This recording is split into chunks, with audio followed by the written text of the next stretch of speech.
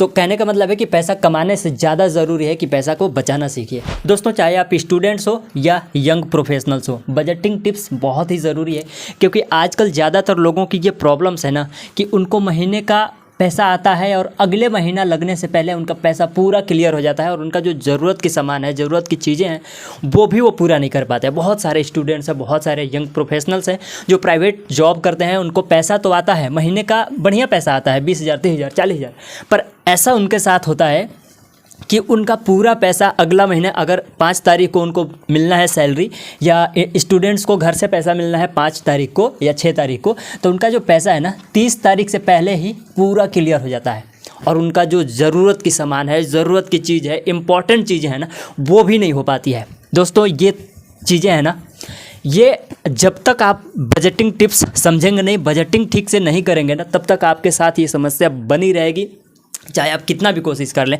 तो सबसे पहला तरीका है ना बजटिंग का, वो है आपका 50, 30 एंड 20। ये एक रूल है, ये रूल आपको अपने बजट पे लगाना पड़ेगा। देखिए यहाँ पे ये जो 50, 30 एंड 20, 50%, 30% एंड 20%। आपका मान लेते हैं कि आपका जो पेमेंट है, सैलरी है, वो महीने का 10,000 है। हो सकता है आपका पेमेंट 50,000 हो, 60,000 हो, पर यहाँ पे हम मान के चलते हैं कि आपका पेमेंट सैलरी 10,000 है। अब देखिए 10,000 में आपको पूरा काम करना है, इसमें आपको इन्वेस्ट भी करना है, पैसा बचाना भी है, आपके शौक़ की चीज़ है, इंटरटेनमेंट है, ज़रूरत की चीज़ें हैं, सब कुछ करना है, ज़िंदगी जीना है भाई, एक तरह से कहो तो। कहने का मतलब है कि 50%, इसमें से 50% कितना हुआ, 50% जो है आपका 5,000 रुपया निकाल लेना है। ये निकाल लेना है मतलब क्या करना है, इसको 5,000।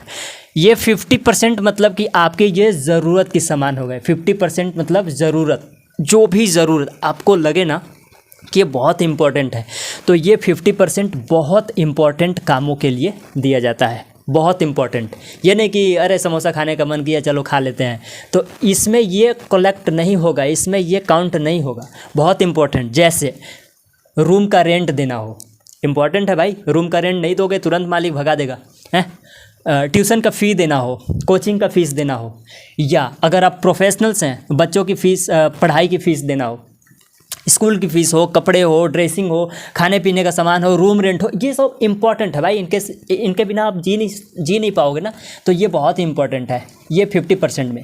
और ये जो 30% है ना आपका, ये 30% यानी कि आपका 3,000 रुपया हो गया।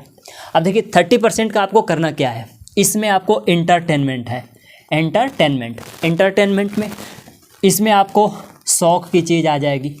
शौक़, कुछ चीज़ें, कुछ लोग होते हैं ना, उनको दिखाने का बहुत शौक़ होता है, तो उनके लिए भी इस रूल में जगह दिया गया है। वो 30% के अंदर ही शो ऑफ की चीज़ें हैं, चाहे चश्मा लगाना हो या बेल्ट लगाना हो या बाइक से चलना हो, पेट्रोल डालना हो, ये सब शौक़ की चीज़ें हैं ना, इसमें निकाल लेना है 3,000 के अंदर में।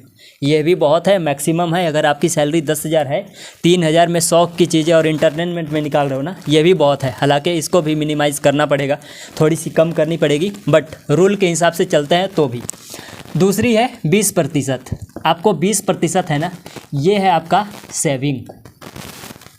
ये चाहे कुछ भी हो जाए, ये 2,000 रुपया जो है ना आपका सैलरी में से 2,000, ये आपको हर हाल में सेव करना है। और एक बार सेव कर दिए ना, इसको निकालना नहीं है, चाहे आपके साथ जो कुछ भी हो जाए, ठीक है। इतना अगर आप कर रहे हैं, इसके बाद दूसरा तरीका है स्पेंडिंग डायरी रखना। देखिए डायरी रखना, स्पेंडिंग डायरी आपको जो है ना एक तरीका बताएगा।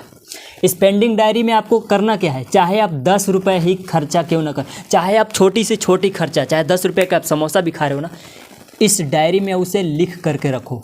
अगर आप इस तरह से पूरे छोटे से छोटे खर्चे को भी ट्रैक करते हो, जब महीना पूरेगा ना, जब आपका पैसा ख़त्म होगा, फिर पीछे से डायरी को पलट के देखना, इसके बाद आपको समझ आएगा जी आपका जो पैसा है ना, एक्चुअल में वो जा कहाँ रहा है। फालतू के जो खर्चा हो रहा है ना, वो वहाँ से आप पकड़ पाएंगे और अगले महीने से उस खर्चे को पूरी तरह से कंट्रोल कर पाएंगे। तो ये दूसरा तरीका हो गया स्पेंडिंग डायरी रखना। तीसरा तरीका दोस्तों है कि आपको कंट्रोल योर एक्सपेंस, इसी से जुड़ा है। जब आप डायरी रखोगे तो अगले महीने पता चलेगा, आप देखोगे तो आपको करना क्या है, जब आपको लगे कि यार यहाँ पैसा, मेरा पैसा फालतू जा रहा है, तो वहाँ पे आपको कंट्रोल योर एक्सपेंस, आपके खर्चे को कंट्रोल करना है। देखिए एक तरीका कहा गया है कि अगर आप अपने खर्चे को कंट्रोल कर रहे हो ना, कम खर्च कर रहे हो, तो एक तरह से आप इनकम जनरेट कर रहे हो, क्योंकि आप जितने पैसे बचाओगे, जितने पैसा बचेगा वो एक तरह से आपका इनकम ही है। अगर उसे तुम खर्च कर दो तो पैसा चला जाता है, आपके पास रहता नहीं है। तो कंट्रोल योर एक्सपेंस मतलब आपके अपने खर्चों पर कंट्रोल करना है, ये बहुत ही इंपॉर्टेंट है। अगर आप इसे करते हो ना तो बहुत ही अच्छी बात है। एंड चौथा, इससे भी इम्पॉर्टेंट चीज़, परचेजिंग।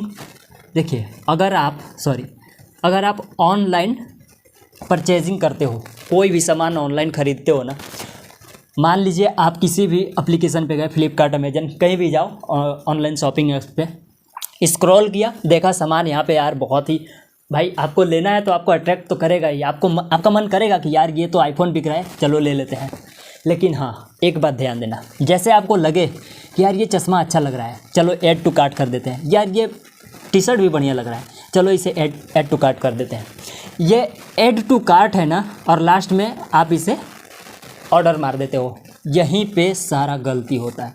जैसे आपको लगे कि यार ये आईफोन अच्छा है, जैसे ही लगे चश्मा बढ़िया दिख रहा है, टी शर्ट बढ़िया दिख रहा है, ठीक है, अपने मन में याद रखो कि ये चीज़ मुझे लेना है, या हो सके तो उसे मोबाइल के नोटपैड होता है, वहाँ पे भी लिख लो कि ये सामान मुझे चाहिए, और 24 घंटे, मात्र 24 घंटे इंतज़ार कीजिए, मात्र 24 घंटे। इसके बाद फिर से उसको खोल के देखना या याद करके देखना कि यार मुझे ये सामान चाहिए था। आपको पूरा 80% ये रियलाइज़ होगा कि यार ये सब तो फालतू की चीज़ें थी, आपको ज़रूरत ही नहीं थी, बस उस टाइम अट्रैक्ट हो चुके थे। हाँ, 20% ऐसी चीज़ें होंगी जो आपको 24 नहीं 48 घंटे बाद भी आपको लगेगा कि नहीं यार ये तो इम्पोर्टेंट है। और जैसे ही 24 घंटे बाद आपको लगे कि यार ये तो इम्पोर्टेंट है, 1 सेकंड का भी देर मत करना, उसे तुरंत ऑर्डर मारना और उसे परचेज़ कर लेना, तुरंत, थोड़ी सी भी देर नहीं। दोस्तों 5वां तरीका है पहले सेव एंड बाद में खर्च। हम में से ज़्यादातर लोग करते क्या है ना, जैसे उनको पैसा आया, 10,000 आया, तो पहले कहेंगे कि भैया पहले रूम रेंट दे लो, ये दे लो, वो दे लो, कुछ सामान खरीद लो जो भी ज़रूरत हो। एंड मतलब कहने का तरीका ये होता है कि वे पहले खर्च कर लेते हैं, पहले खर्च, और जो बचेगा 1,000, 500, 2,000 उसे सेव करेंगे, जो कि नहीं हो पाता है, क्योंकि आपका पैसा ऑलरेडी घट चुका होता है भाई, 10,000 में घट चुका होता है, सेव कहाँ से करोगे। इसलिए अगर आपको पैसा के बारे में बजटिंग ठीक से करनी है और उतना पैसा में काम चलाना है, तो सबसे पहले आपको जैसे पैसा आया 2,000 रुपये निकालो, अपने 20% सैलरी का 20%, एंड उसे अलग अकाउंट में सेव करो हर हाल में। सबसे पहला काम ये होना चाहिए, जैसे आपके पास पैसा आया, ये कभी मत सोचो कि पहले खर्च कर लेते हैं, जो बचेगा उसे सेव करेंगे, ये बहुत ही गलत तरीका है। अगर आप ऐसा सोचते हैं, सबसे पहले पैसा को सेव करना है। जो छठा तरीका है ना, वो है आपका साइड इनकम जनरेट करना। साइड इनकम, चाहे आप स्टूडेंट्स हैं तो कोचिंग पढ़ाइए, फ्रीलांसिंग कीजिए। अगर आप प्रोफेशनल्स हैं ना, कोई प्राइवेट जॉब करते हैं, तो एक्स्ट्रा कोई स्किल सीखिए जिससे आपका एक्स्ट्रा इनकम का सोर्स बने। अगर आप ऐसा करते हैं ना, तो आपका बजटिंग और आपका जो ज़रूरत की चीज़ है, आप पैसे की कमी के कारण जो जूझ रहे हो, समस्याएं का सामना कर रहे हो ना, वो बहुत ही जल्दी सॉल्व हो सकती है। 7वां है इमरजेंसी फंड। दोस्तों जैसा कि आपको पता है, इमरजेंसी तो इमरजेंसी होती है, बता के आती नहीं है। इसलिए कहने का मतलब है कि चाहे जो कुछ भी हो जाए, 5 से 6 महीने का खर्चा पानी कहते हैं ना, उसे इमरजेंसी फंड के रूप में रखो। और चाहे जो कुछ भी हो जाए, बिना मतलब के इसे निकालना मत, तभी निकालना जब आपको लगे कि यार ये तो इमरजेंसी फंड है। चाहे आपका जॉब चला जाए, आपके साथ कोई ऐसी एक्सीडेंट हो जाए, कोई ऐसी हेल्थ इशू आ जाए जिससे आपको पैसे की सख्त ज़रूरत हो, वहाँ पे इस फंड को निकालना एंड काम चलाना। दोस्तों 8वां तरीका है इन्वेस्टमेंट। देखिए, चाहे आप जितना पैसा कमा लो, जितना लाखों करोड़ों जितना पैसा कमा लो, जब तक आप इन्वेस्टमेंट शुरू नहीं करेंगे ना, जब तक आपका पैसा पानी की तरह बह के निकल जाएगा, आपको पता ही नहीं चलेगा। जैसे ही पैसा आपके पास लगे कि हाँ कुछ सेविंग्स हो गया है, उस सेविंग्स को निकालो एंड चाहे वो SIP हो, FD हो, FD बोले तो फिक्स डिपॉजिट, RD हो, रिकरिंग डिपॉजिट जो धीरे धीरे करके जमा किया जाता है, एंड चाहे वो अगर आपको कुछ समझ नहीं आ रहा है, म्यूचुअल फंड्स में लगा दो, ठीक है। म्यूचुअल फंड्स अलग से जो उनका कंपनी होता है वो लोग मैनेज करते हैं, बस आपको पैसा दे देना होता है। उसके बाद जिस तरह से उनका ग्रोथ रेट बढ़ेगा आपका पैसा उसी तरह से बढ़ता रहेगा। तो यहाँ पे इन्वेस्टमेंट बहुत ही ज़रूरी है, चाहे कुछ भी हो जाएगा। देखिए, जब तक आप इन्वेस्टमेंट शुरू नहीं करेंगे ना, तब तक आपको जो कंपाउंडिंग का मैजिक है ना, कंपाउंडिंग का मतलब इंटरेस्ट का इंटरेस्ट, ब्याज का ब्याज, ब्याज का ब्याज, और समय के साथ पैसा डबल ट्रिपल 4 गुना 20 गुना कितना हो जाता है, इसका मैजिक तभी आप कंपाउंडिंग का मैजिक तभी आप ले पाएंगे जब आप जल्दी इन्वेस्टमेंट शुरू करेंगे। इसलिए इन्वेस्टमेंट बहुत ही ज़रूरी है। इन्वेस्टमेंट तुरंत शुरू कीजिए। देखिए, आजकल के युग ऐसा है ना कि पैसा कमाना बड़ी बात नहीं है। पैसा हर कोई कमा रहा है, चाहे वो लेबर गैरेज का ही आदमी क्यों ना हो, पैसा हर कोई थोड़ा बहुत कमा रहा है। लेकिन वे करते क्या है, पैसा कमाते हैं और खा के ख़त्म कर देते हैं। लेकिन जिनको आगे बढ़ना है ना, पैसा कमाएंगे, उसे बचाएंगे एंड इन्वेस्टमेंट करेंगे, इन्वेस्ट करेंगे।